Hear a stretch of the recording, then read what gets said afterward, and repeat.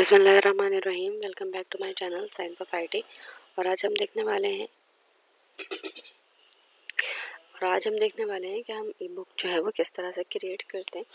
ई book create करना पहले जो है वो काफ़ी मुश्किल हुआ करता था, जब हमारे पास इतने ज़्यादा टूल्स वगैरह अवेलेबल नहीं होते थे। लेकिन अब जो है वो ई बुक की क्रिएशन एक काफ़ी आसान काम है। सबसे पहले हम समझते हैं व्हाट इज़ ई बुक।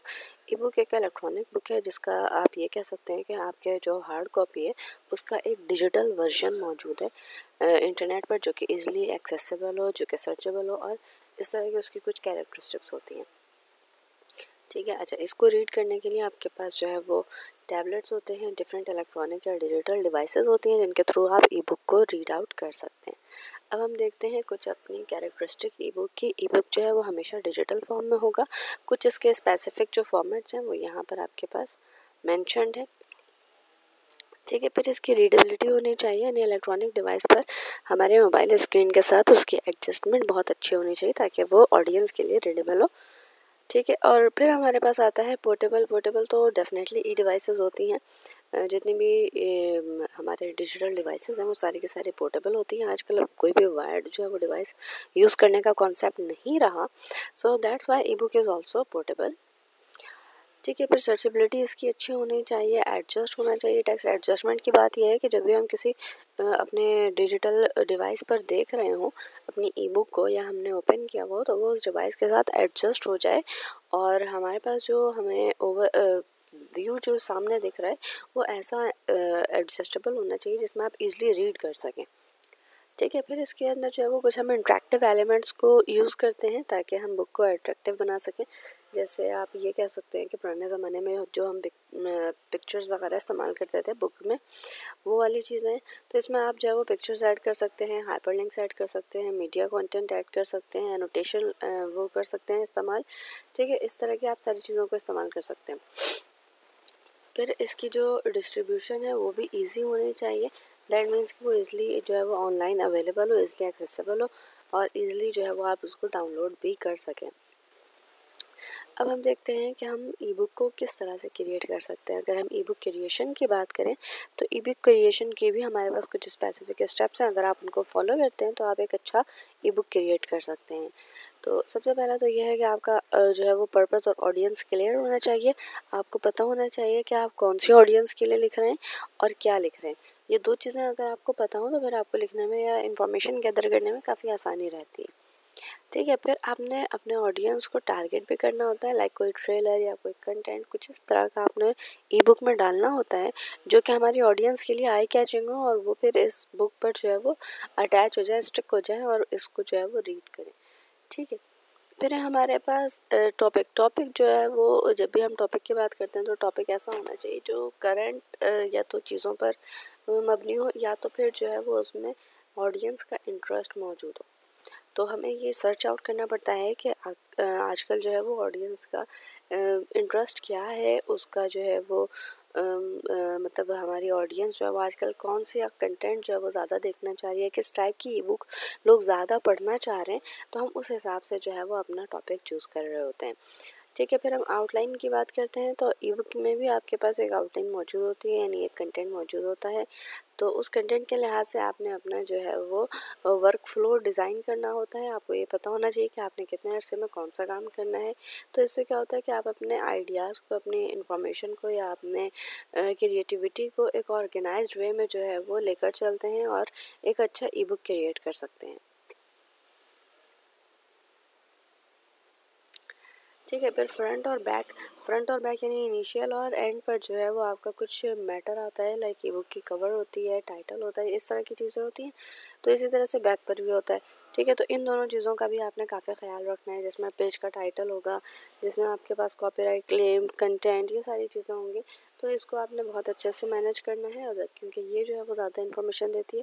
तो जो भी हमारे पास बुक रीडर होते हैं वो सबसे पहले जो है वो इन चीज़ों पर फोकस करते हैं। अगर इन चीज़ों से उन्हें इन्फॉर्मेशन जो है वो इंथुजियास्टिक लगता है या अच्छा लगता है, समझ आता है, तो फिर वो उसकी तरफ जाते हैं, उस बुक की तरफ। अदरवाइज़ वो फ्रंट और बैक वाला मैटर ही चेकआउट करने के बाद उस बुक से मतलब उस बुक का जब भी आप कोई भी ई बुक लिखें या फिज़िकल आपके पास कोई बुक हो, तो जो भी रीडर्स होते हैं वो सबसे पहले फ्रंट और बैक के मैटर को देखते हैं कि वो किस तरह का है, क्या है, इंफॉर्मेटिव है, नहीं है, ठीक है। तो उसी से इनका डिसाइड हो जाता है कि either they are going to read the book और नॉट। फिर हम फाइल के फॉर्मेट की बात करते हैं। फॉर्मेट की बात हमने इससे पहले भी की है। ये कुछ स्पेसिफिक फॉर्मेट्स हैं जिन पर जो है वो ई बुक की पब्लिकेशन होती है। फिर आपने एक अच्छा कवर भी बनाना होता है, ठीक है। फिर हम टेस्ट करते हैं अपने ई बुक को। बहुत सारे जो है वो प्रॉपर हमारे पास फॉर्मेटिंग और फंक्शनैलिटी के स्टैंडर्ड्स हैं, उसको हम फॉलो करते हैं। फिर हमारे पास पब्लिशिंग है। पब्लिशिंग के लिए आपके पास बहुत सारे जो है वो प्लेटफॉर्म्स हैं, लेकिन कुछ जो है वो पॉपुलर जो प्लेटफॉर्म्स हैं उसमें अमेज़न शामिल है, अमेज़न किंडल डायरेक्ट पब्लिशिंग, ठीक है, जिसे हम KDP के नाम से भी जानते हैं, स्मैश वर्ड है, ठीक है। और इसके अलावा कुछ सेल्फ पब्लिकेशन भी है, सही है। फिर हम बात करते हैं प्रमोशन की। तो जब आप ई बुक लिख लेते हैं तो आपको फिर उससे प्रमोट भी करना होता है, बिकॉज एजुकेशनल चीज़ों में जो है वो लोगों का इंटरेस्ट कम ही होता है और सोशल चीज़ों में जो है वो ज़्यादा होता है। That's why we try to do some promotion through social media, ठीक है। तो ये काम जो है वो हम किसी भी एकेडमिक उसमें कर सकते हैं कि आप थ्रू सोशल मीडिया उसे जो है वो प्रमोट करने की कोशिश कर सकते हैं। फिर फॉर्मेट की अगर हम बात करें तो हमारे पास एक स्पेसिफिक फॉर्मेट है। इसमें आपके पास टाइटल पेज है, कंटेंट है, टाइटल से भी पहले लेकिन एक कवर पेज भी शामिल होता है इसमें हमेशा। टेबल ऑफ कंटेंट है, इंट्रोडक्शन है, बॉडी कंटेंट है, कंक्लूजन है। यहाँ तक तो आपके पास आ गया ये 3 सेक्शन मेजर जो कि बुक की तमाम इन्फॉर्मेशन को होल्ड करेगा, लेकिन बुक के रिगार्डिंग ये जिसे आप मेटा डाटा कहते हैं वो सारी चीज़ें कहाँ पर है, नीचे हैं और इनिशियल्स में होंगी, ठीक है। तो इस तरह से यहाँ पर हम नीचे से अगर देखते हैं तो रेफरेंसेस है, यहाँ पर अपेंडिक्स है, ऑथर के बारे में अगर आपने कुछ ऐड करना है तो आप वो कर सकते हैं, फॉर्मेटिंग कर सकते हैं, रिव्यू और एडिट वगैरह आप कर सकते हैं, ठीक है। तो यहाँ तक तो हमारी इसकी डिस्क्रिप्शन हो गई। अब हम देखते हैं उन वेबसाइट्स को, ये टूल्स को जो इसके लिए काफ़ी हेल्पफुल है। ये सारी वेबसाइट्स हैं, डेफिनेटली इसमें से आप लोग एक दो को तो जानते ही होंगे और बाकी सारी चीज़ों को भी आप इजीली सर्च आउट कर सकते हैं। काफ़ी इजी और काम करने के लिए आसान है। इसके अलावा अगर मैं एक बात और इसमें ऐड करूं कि जितने भी हमारे पास वेबसाइट के टूल्स होते हैं वो इजी टू यूज़ होते हैं। इजी टू यूज़ का मतलब है कि कोई भी जो है वो स्टूडेंट उसे ईज़िली जो है वो यूज़ कर सकता है। So that's why people use to prefer website और टूल्स टू क्रिएट कंटेंट। ये तो था जनाब आज का लेक्चर। अब हम देखेंगे I found a new website that is infograph.vengage।